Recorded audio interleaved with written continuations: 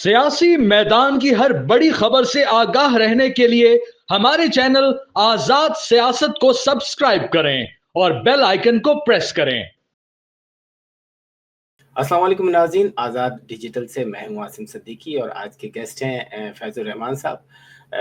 American politics पे बड़ी गहरी नज़र है और आज की अहम खबर जो है वो ये है कि अमेरिकन मीडिया में सुनने में आ रहा है कि इसराइल जो है वो ईरान को पर हमला करने की तैयारियां कर रहा है। तो बड़ी खबर है, खुलबली मची हुई है लोगों की कि क्या वाकई ऐसा है।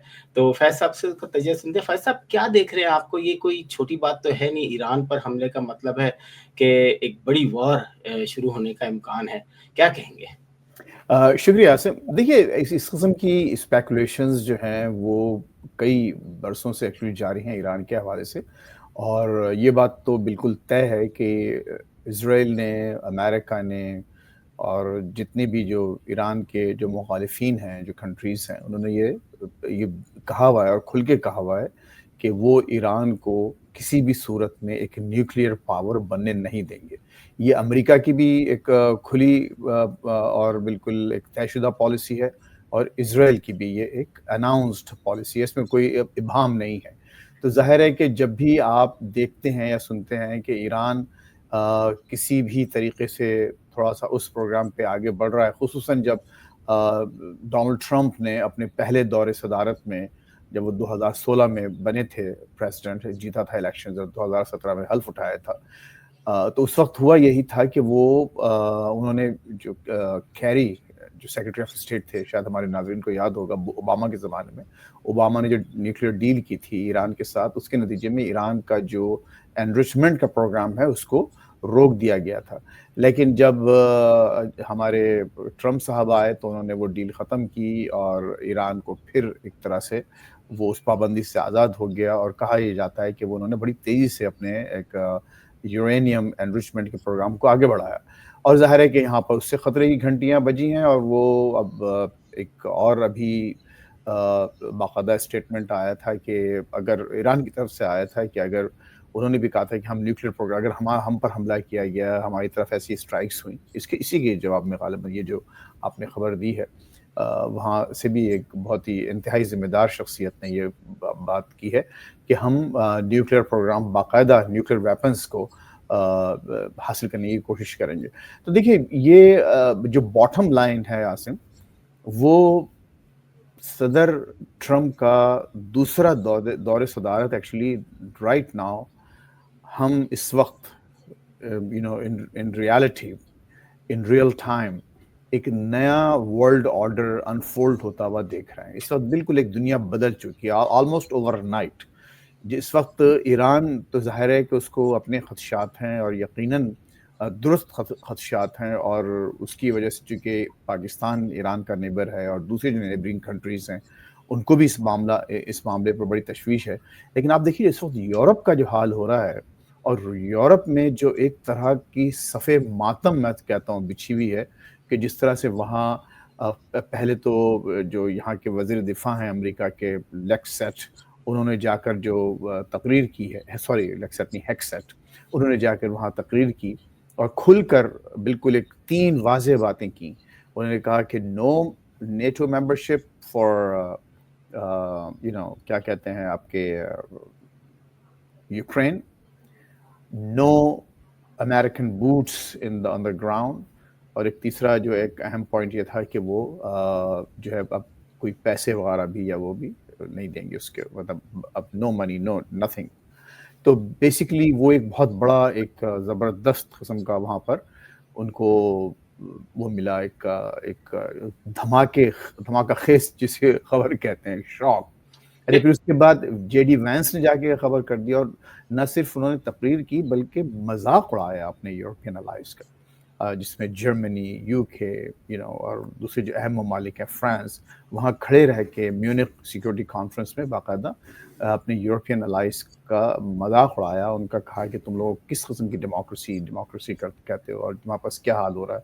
और वहाँ जर्मनी में जाकर उन्होंने जो इंतहाई क़दामत पसंद जो तबक़ात हैं या जो ग्रुप्स हैं उनके साथ मुलाकातें की। तो ये वो चीज़ें हैं जिसकी वजह से पूरी दुनिया में आप एक नया نیا ایک वर्ल्ड ऑर्डर कह रहे हैं आप? वर्ल्ड ऑर्डर, बिल्कुल एक नया अच्छा वर्ल्ड फैज साहब, ये देखें आप कि आप यूरोपियन कंट्रीज पे पाबंदी और टैरिफ की बात भी कर रहे हैं। नेटो जो है वो भी तो यूरोपियन कंट्रीज से ही आप एक दूसरे के साथ, जो आपने अफगानिस्तान में देखा, एक बहुत बड़ा, बहुत अरसे तक नेटो के साथ जो है अमेरिका ने जंग की। तो इसराइल और ईरान पे अगर कोई चीज होती है तो आपको लगता है कि नेटो साथ देगा? देखिए नेटो ज़ाहिर है चूँकि उसका ना इज़राइल नेटो में है, ना ऑफ कोर्स कोई ईरान का भी उससे कोई ऐसा बिल्कुल। ताल्लुक नहीं है। तो वो आप ये तो नहीं कह सकते कि नेटो ईरान का सॉरी अमेरिका का साथ देगा। लेकिन आपने बहुत अच्छा एक तक़ाबली जायज़ा लिया है कि जब अफ़गानिस्तान पर हमला किया था अमेरिका ने, तो तमाम नेटो ममालिक, ऑलमोस्ट तमाम नेटो ममालिक वहाँ उस पूरी एक इत्तेहादी फ़ौज में शामिल थे, और वहाँ चाहे वो किसी के 10-15 भी अगर सोल्जर्स हों, तो सबके boots they were on the ground. तो क्या ये वाक़या यहाँ हो सकता है? तो इसमें ऐसे 2 बातें हैं। इसमें देखिए, एक तो ये कि ये अभी भी एक क़यास आ रही है। बहुत बहुत ज़बरदस्त इसके मुज़मरात होंगे पूरी दुनिया के लिए। तो अभी तक ये एक कोई प्रैक्टिकली आपको कोई चीज़ पॉसिबल कम से कम फ़िलहाल नज़र नहीं आती। लेकिन अगर ऐसा होता है, तो ये आई डोंट थिंक सो कि this will be a boot on the grounds kind of operation, कि तमाम फ़ौजें वहाँ उतारी जाएँगी और फिर ईरान को बाकायदा फ़तह किया जाएगा।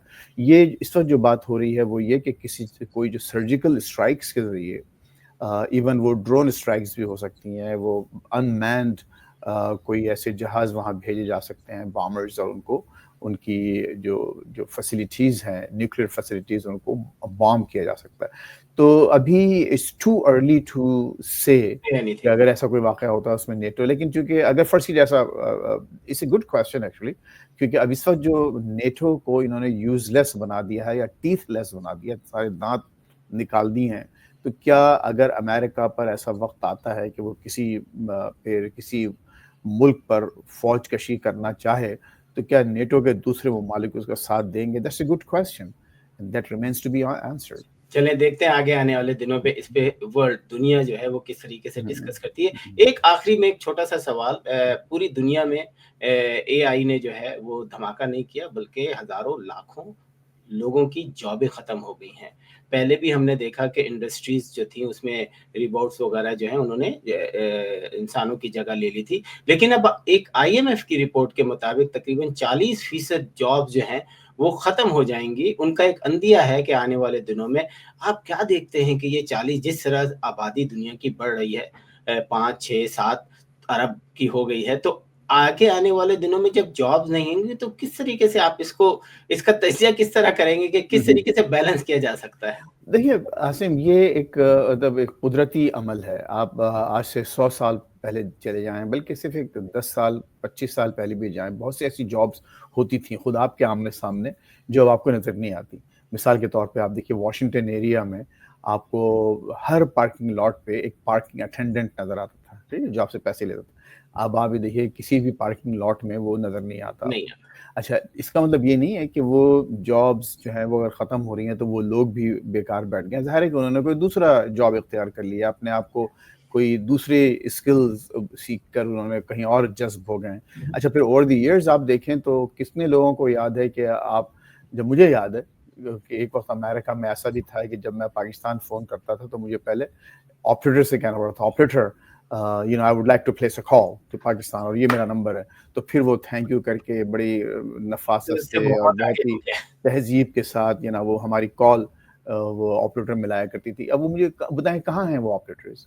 अच्छा, इसके इसी अलावा तरह ग्रोसरी स्टोर्स आप देखें कि ग्रोसरी स्टोर के कैशियर गायब हो गए। हाँ, तो ये सिर्फ़ एआई से नहीं हो रहा है, टेक्नोलॉजिकल एडवांसेस हो रहे हैं। हर 10 साल में अब चूँकि ज़्यादा अमल तेज़ हो चुका है। पहले 1000 सालों में चीज़ें चेंज हुआ करती थी, फिर 100 साल में हुई, फिर अब 10 साल में। अब ग़ालिबन हर साल एक नई टेक्नोलॉजी, हर महीने एक नई टेक्नोलॉजी, और हर नई टेक्नोलॉजी आने वाले दिनों में नए जॉब्स क्रिएट करती है।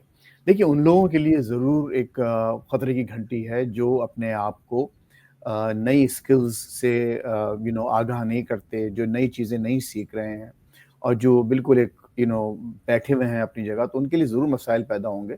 लेकिन मैं समझता हूँ कि ख़ुसूसन नौजवान तबक़ा जो है, वो अब पाकिस्तान में आप देखिए बहुत से गाँव ऐसे हैं जिन्होंने काम काज छोड़ दिया है, सिर्फ उसके टिकटॉक की वीडियोस बना के वो लाखों बल्कि करोड़ों रुपए बना रहे हैं। एक बाकायदा एक बीबीसी की भी एक स्टोरी आई है, गांव में सब लोगों ने ये शुरू कर दिया कि वो सिर्फ वीडियोस बनाते हैं, डालते हैं और वो बहुत खुशहाली आ गई है।